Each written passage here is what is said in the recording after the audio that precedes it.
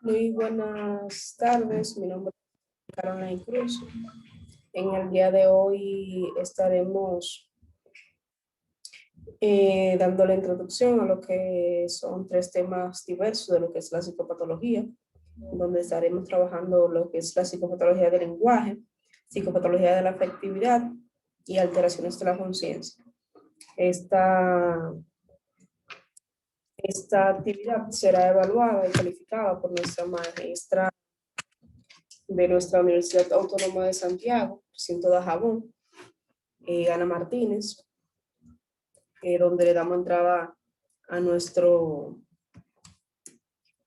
primer tema, que es la psicopatología del lenguaje, donde decimos que los trastornos del lenguaje es el deterioro o desarrollo deficiente de la comprensión y o utilización de un sistema de símbolos hablados, escritos u otros, incluyendo la morfología, la sintaxis, la semántica y la pragmática.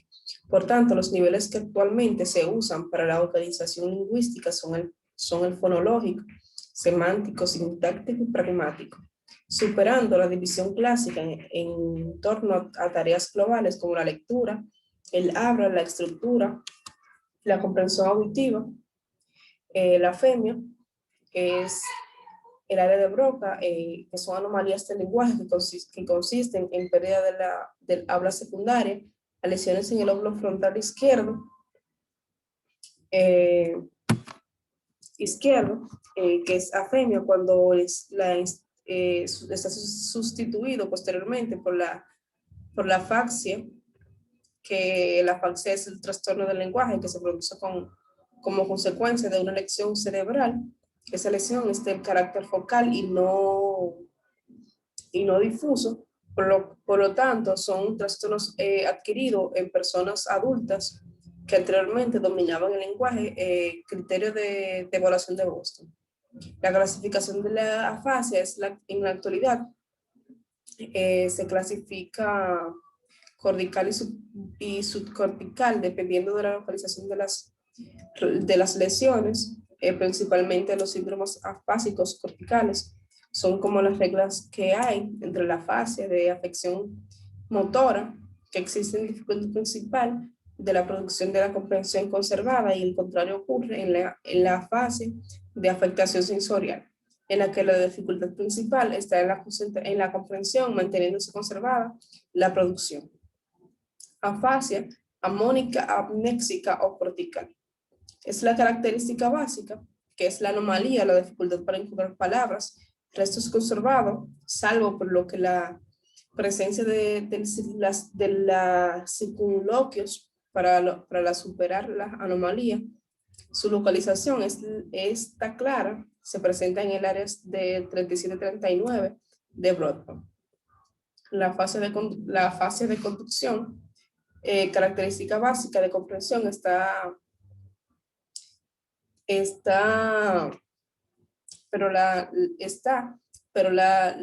se retiene, se encuentra alterada por los pacientes que comprenden que se le pide, pero es incapaz de repetirlo porque existen lecciones en el fascículo que conecta las áreas de comprensión con las áreas de repetición. El subtipo clínico está lo que es aferente, que son las dificultades de la comprensión, y eferente son los que no tienen las dificultades para la comprensión. La localización es la lección parietal de las regiones insulares de los fascículos arqueados. Está la fase sensorial transcortical, que es la característica básica. Tiene un patrón similar de la fase de Wernicke, que podemos decir que es el lenguaje fluido y con dificultades en la comprensión, anomia, pero que la retención es conservado. La localización del área inferior de la unión temporal parietal occipital, rodeando la cisura de Silvio. También tenemos la fase de Wernicke, que es la fase sensorial receptiva, acústica, sintáctica y acústico-améxica. Es la característica básica. Mala comprensión auditiva del lenguaje. Se produce un fallo tanto en la comprensión en la comprensión, así como economía, debido a que el sujeto no es capaz de aislar las características significativas de los fenómenos. El sujeto presenta anoxopnia, por lo que puede aparecer para fases semánticas y neológicas. La fluidez es normal o incluso es excesiva del lenguaje prológico. La localización es la elección primera de la subvolución temporal, temporal de superior izquierdo, sector posterior superior al área 22. Principalmente, síndromes afásicos corticales se caracterizan por ser cuadros de naturaleza variada, pueden ser fluidas o no fluidas y transitorias. Tenemos dos tipos, como son las talámicas y los cápsulos putaminales. La talásica se produce con la parafrasis hipofonía, y los cápsulos son las reacciones anterosuperior a la sustancia blanca adyacente, parafases y dificultad en la articulación, lesión posterior de la dificultad blanca adyacente, compresión y retención pobre. Lesiones anteriores superiores y posteriores, que son la afasia global subcortical o afasia pura, por así decirlo, que esta la describe Gottglas y Kaplan, que presenta un grupo afásico que se caracteriza por la afectación de una sola modalidad, aferente o eferente, mientras que el resto del lenguaje se manifiesta intacto. Aquí están los siguientes, que son la afasia motora transcortical o afemia, que es la imposibilidad de emitir sonidos del lenguaje, ya sea espontáneamente o por repetición. Sin embargo, el individuo puede emitir sonido aunque no tenga relación con el lenguaje. La localización de lección subcortical de la vía que une el área de Broca y el sistema fonatorio periférico, no hay daños en el área cortical del lenguaje. La fase sensorial transcortical, sordera verbal pura, es la característica de la pérdida total de la comprensión auditiva, sin afectar ni a la emisión del lenguaje, ni a la lectura o a la escritura. El individuo reacciona ante el sonido, pero no diferencia los sonidos de los propios lenguajes. La localización de estas son las lecciones que destruyen las áreas primarias auditivas corticales, como la que está en la circunvolución de Hengster, y las fibras subcorticales que llevan información a las áreas de asociación auditiva, el área de Wernicke, que se mantienen intactas. También tenemos lo que es la afasia infantiles, que son trastornos específicos del lenguaje, que se presentan en un niño de inteligencia normal, que se repercute tanto a la comprensión como a la expresión del mismo. No es secundario a otra patología. En su etiología tenemos daño cerebral, que es el patrón de desarrollo alterado, peor pronosticado, y retraso madurativo, que es el patrón de desarrollo normal para un retraso. Tenemos los subtipos, que es la fase evolutiva expresiva, que es la alteración de la producción del habla. Suele existir mayores deseos de comunicación. La fase evolutiva receptiva es la alteración de la recepción de la información verbal en ausencia de pérdida auditiva. Suele existir menos deseos de comunicación asociado a trastornos emocionales y de conducta. Las disfaxias adquiridas es la pérdida del lenguaje ya adquirido. Etiología. En su etiología, el daño cerebral o la aparición es un trastorno convulsivo. Criterios temporales, debe diagnosticarse entre los 3 y 10 años. Antes puede considerarse una disfasia evolutiva y más tarde puede considerarse una afasia. La dislaxia infantil y simple del lenguaje. La dislaxia infantil, dificultad para articular fonemas, sílabas o palabras como consecuencia de alteraciones orgánicas. o funcionales. Se diferencian de la disartria en que esa es la dificultad de la articulación y expresión del habla debido a los trastornos del tono y del movimiento de los músculos que controlan la articulación. Es consecuencia de las lecciones del sistema nervioso central y o periférico. Retraso simple del lenguaje es la ausencia de presentación del habla a la edad usual, sin que exista una causa patológica manifiesta. Además, no es una secundaria a otra patológica y el niño presenta un nivel intelectual normal. La diferencia de la disfaxia evolutiva por su gravedad es la disfaxia evolutiva, que está retrasado todo el lenguaje. Está complicado a través de diferentes de la disfaxia tipos expresivos, aunque en general la dificultad comunicativa suele ser mayor. La disfermia tartamuda, trastorno prosódico, que produce un patrón de habla alterado en el que predomina la falta de ritmo y fluidez, que se acompañan particularmente de forma acentuada y entonada. Los conceptos relacionados son la taquifemia o farfulleo, es la rapidez excesiva de la palabra, omisión de las sílabas y sonidos y articulación expresiva de fonemas. Disartria, trastorno de la articulación debido a una adicción en el sistema nervioso periférico o central que provoca anomalías en el tono de movimiento de los músculos fonadores. Y la logoclonía es la repetición de una sílaba.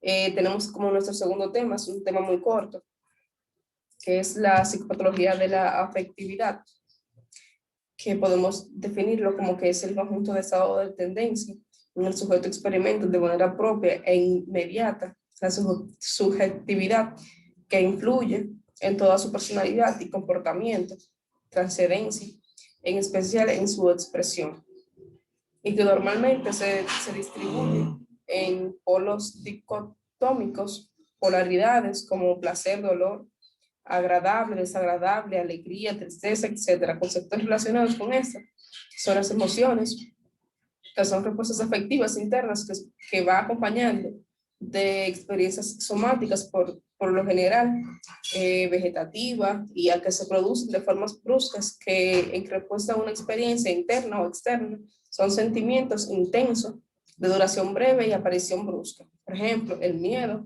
o una sorpresa. Sentimientos, estado afectivo complejo y estable que perdura en el tiempo y que es menos intenso de la emoción, de la experiencia subjetiva de la emoción, no va acompañado de síntomas somáticos, por ejemplo, orgullo o celo. El afecto, respuesta emocional que se origina en el momento que presenta y se objetiva mediante la expresión facial, es un sentimiento subjetivo que va acompañado a una idea o una representación mental, por ejemplo, irritabilidad o tristeza.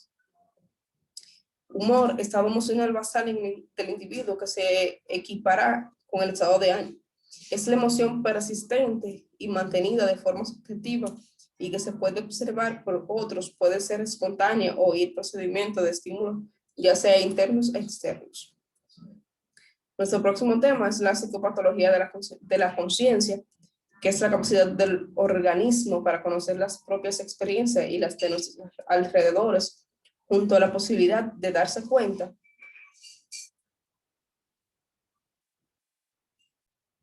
componentes de la conciencia, que son lo sensorial o de la atención perceptiva, es medio como nivel de conexión e intensidad cognitiva, o motor, que es el nivel de conación o intensidad conativa, es decir, que el grado de disposición para iniciar y ejecutar un acto senestésico voluntario. Es importante señalar que el paciente que presenta alteraciones con la conciencia puede adoptar conductas muy variadas, desde la agitación extrema hasta la inmovilidad propia del estado de coma.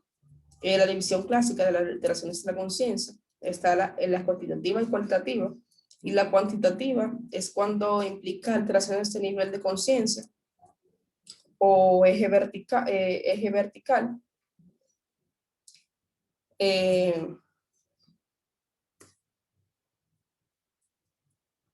La cualitativa, también llamado estado de perplejidad, afecta a la organización mental. La división actual de las alteraciones de conciencia es el trastorno deficitario de la conciencia, trastorno productivo de la conciencia, trastorno de estrechamiento del campo de la conciencia, alteraciones positivas de la conciencia, trastornos deficitarios de la conciencia. En su definición general, podemos decir que son las alteraciones cuantitativas de la conciencia que implican la incapacidad del sujeto para responder a los estímulos sensoriales, para orientarse apropiadamente en tiempo y espacio y para despertarse de un sueño, aparecen principalmente en cuadros cerebrales.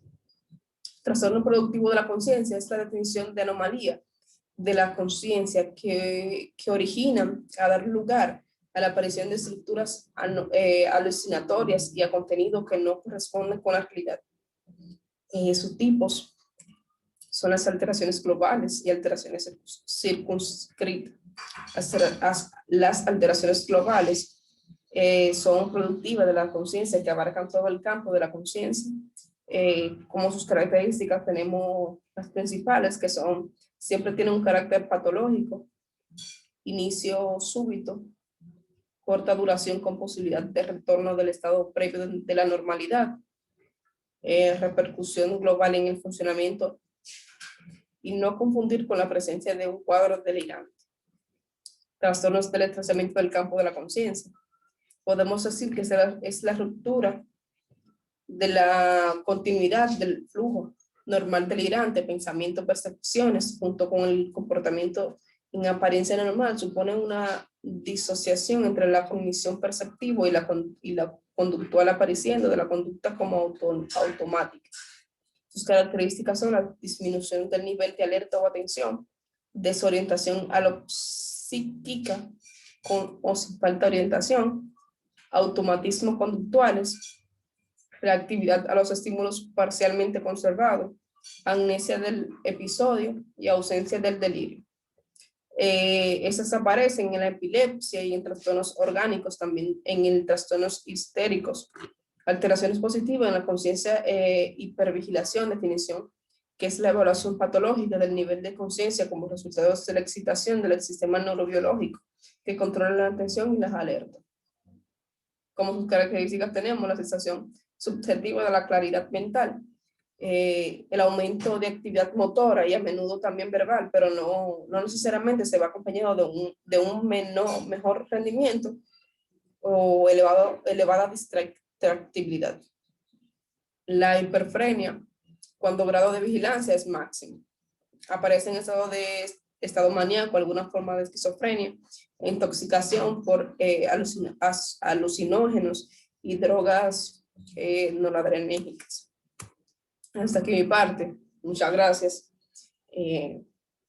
Espero que me hayan entendido un poco. No sé si pude abarcar, creo que sí, que abarqué todo lo necesario. En estos 20 minutos creo que vamos por ahí. Creo que es suficiente. Así que gracias.